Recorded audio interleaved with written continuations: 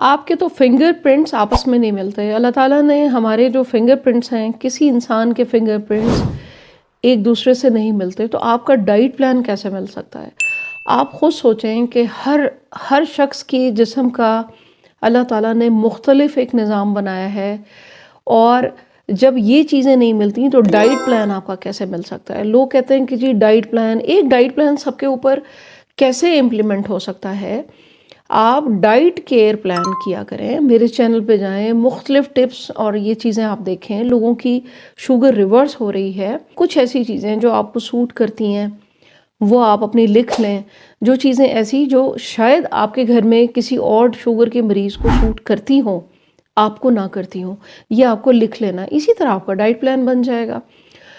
हर शख्स की अंदर की जो बॉडी के जो आपका डिस्टर्ब हुआ हुआ ना मेटाबॉलिज्म, वो डिफरेंट है।